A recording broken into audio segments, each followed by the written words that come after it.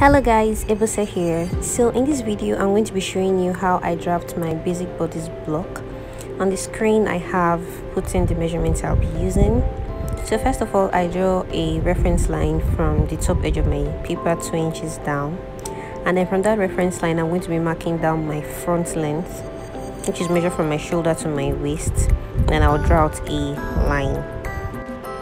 So the next measurement I'm going to be taking is going to be my arm side depth, or my armhole level, which is also measured from the reference point, the 2 inches reference point I came down from the edge.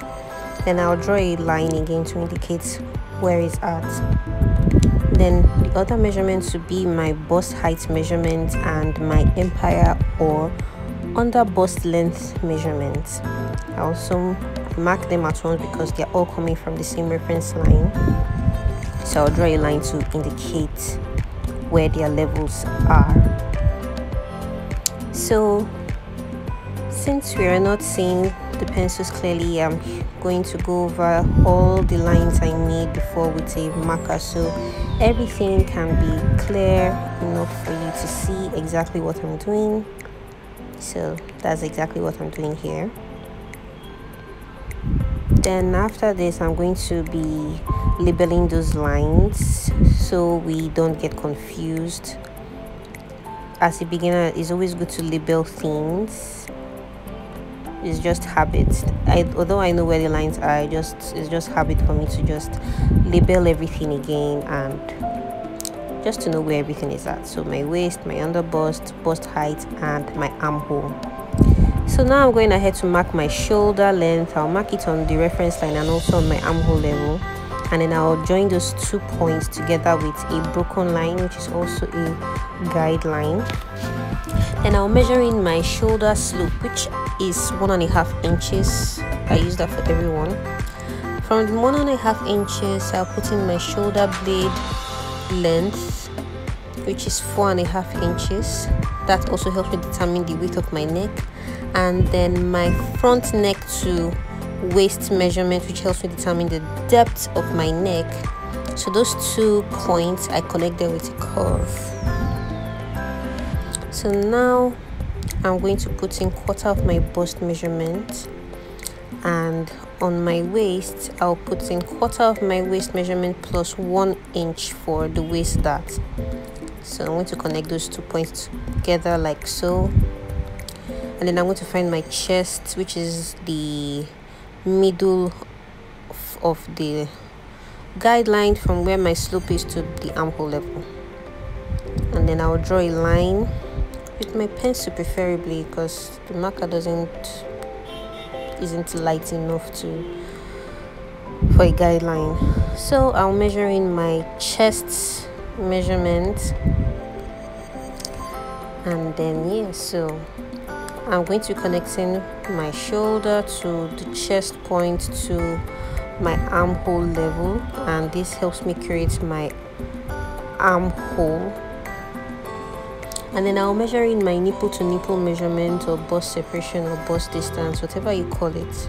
And this is where I'm going to position my waist dart. And remember, I'll put in a 1 inch waist dart when we're putting in our measurements for the waist. So I'm going to split that 1 inch over the bust distance or nipple to nipple guideline. And the next dart I'm going to put in is going to be my bust dart, which I split over my bust height. I have a 2 inch bust dart. So now that we are done with the front, we are going to start drafting the back. I'll be drawing a reference line from the top edge of my paper.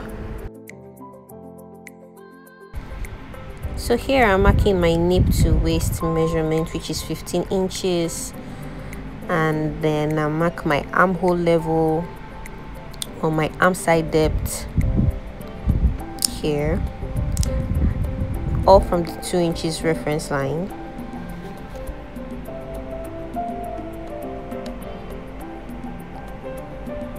And then I'm going to label those lines.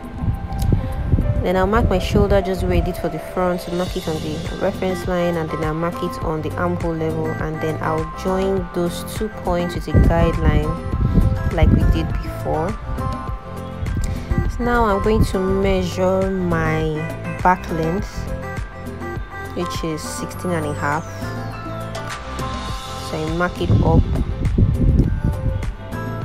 and I'm going to connect that line just above the nip to waistline. And then as putting my shoulder blade measurement, which is 4.5 inches, to touch that line, and then I will extend it out by 1/2 inch. That 1/2 inch is going to be the shoulder dart.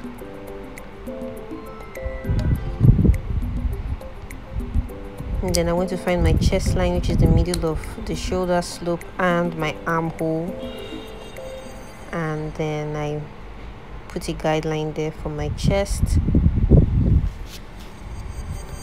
And then I'm going to be putting in my back contouring, which is 1/2 inch, and I'll connect it to a line 2 inches from our nip, just to give shape into our back.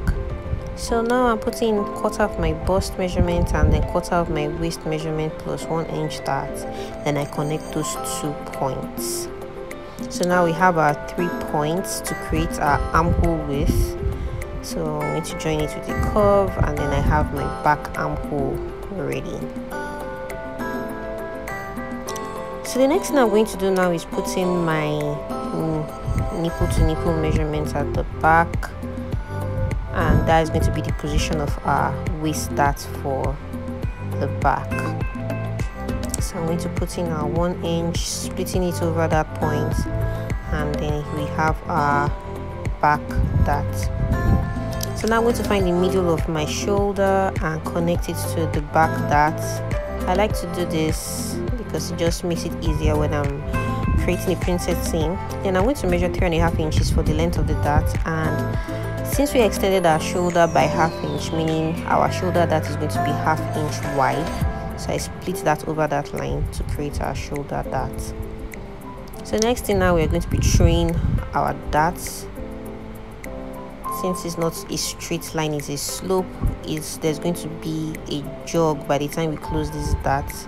So throwing the dart is smoothing the shoulder line out so that they cannot be jogs when we are sewing. And I'll throw it with my tracing wheel and complete the dart. I'll put in my notches. I'm going to cut out our pattern. So we are not done. We are still going to go back to the front to through the front because we still have our bust dart. We're going to through that too. So I'm just going to cut all this out.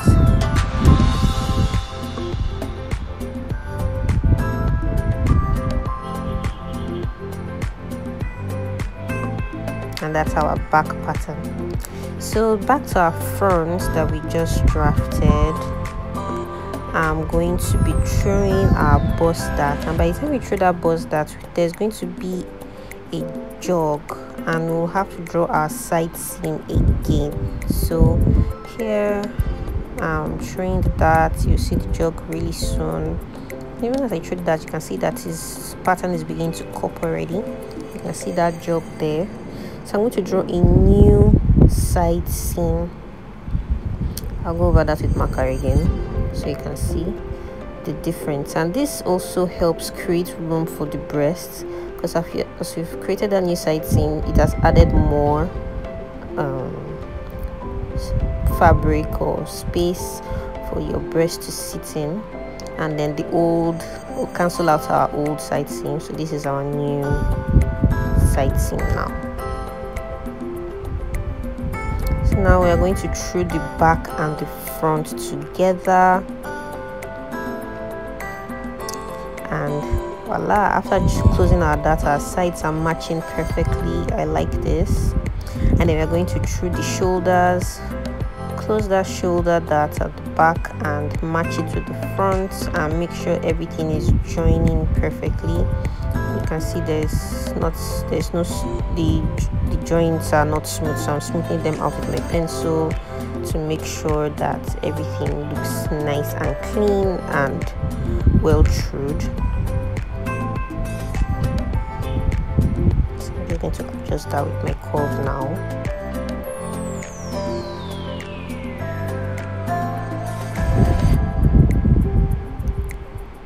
I'm going to check it again and make sure that everything is matching perfectly.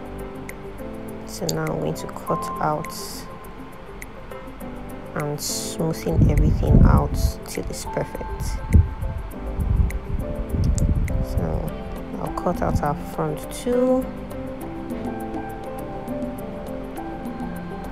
I always like to close it that to cut, even though I've tried it before. It's just more perfect that way.